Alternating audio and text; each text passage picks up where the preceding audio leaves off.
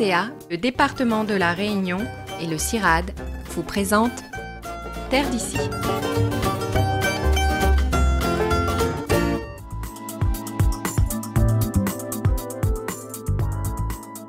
Il possède dans ses entrailles des composantes de la technologie spatiale.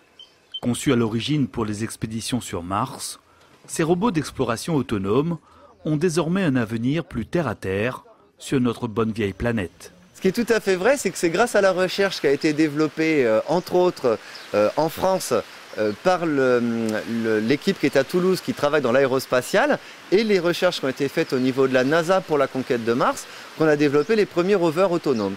Et la base de motorisation est un ancien rover autonome qui a été en fait consolidé, solidifié pour arriver au niveau d'exigence de l'agriculture. On a doublé les épaisseurs d'acier, on a remplacé l'aluminium par de l'acier et on a transformé ça pour avoir un équipement qui corresponde aux standards agricoles. Voilà.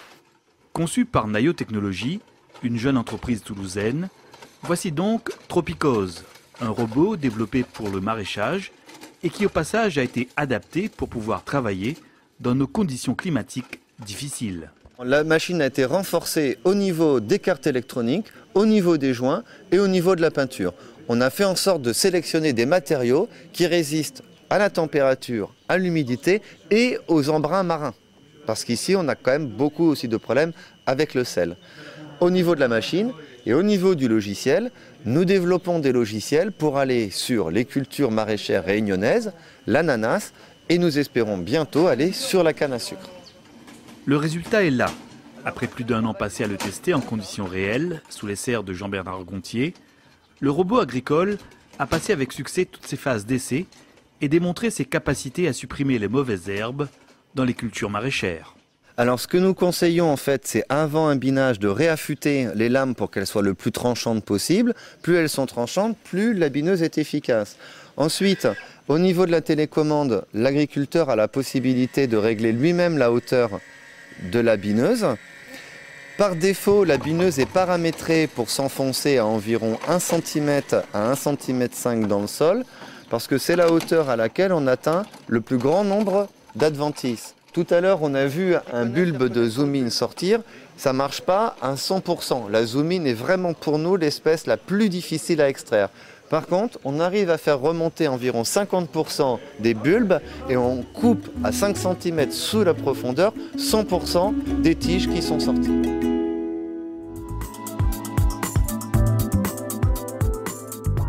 Créé par une société toulousaine spécialisée en nouvelles technologies, ce premier prototype de robot dédié à l'agriculture a pu poursuivre son développement sur notre île grâce notamment au soutien de la Technopole de la Réunion qui a accompagné dans son entreprise Pierre-Yves Brachelet, le porteur de projet.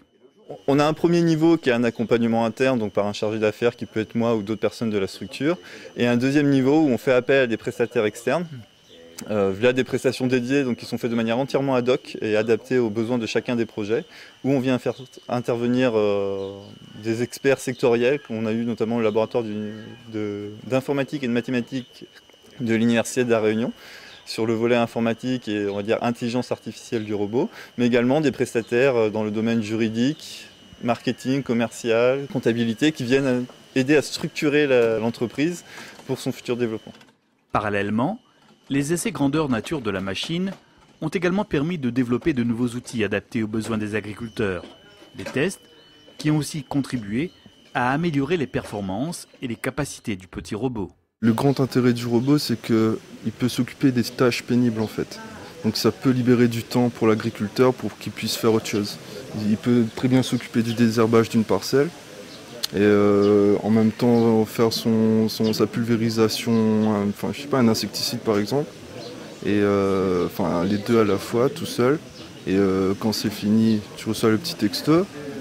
Voilà, toi tu as eu le temps de faire ta récolte de tomates ou enfin voilà.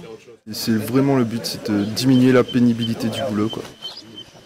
Aujourd'hui, on est en train de réfléchir à rajouter d'autres choses dessus. Là, on a mis en place un petit pulvé avec des rampes pour pouvoir traiter.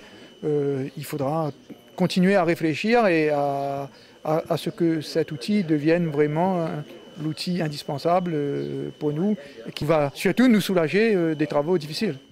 Après avoir validé les aptitudes de leur machine dans le domaine du maraîchage, ces concepteurs envisagent d'ores et déjà de développer un nouveau prototype de robot adapté à la culture de la canne à sucre.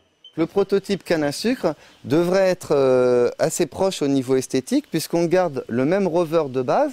Par contre, on va passer sur un robot à 8 roues, à double essieu. Donc en largeur, il va faire 20 cm de plus en largeur et ça va lui donner une motricité bien supérieure. C'est-à-dire qu'avec les 8 roues sur la canne à sucre, on a un robot qui sera capable de monter sur des pentes jusqu'à 40 degrés de pente, donc d'aller sur des zones où aujourd'hui on ne peut pas aller en tracteur.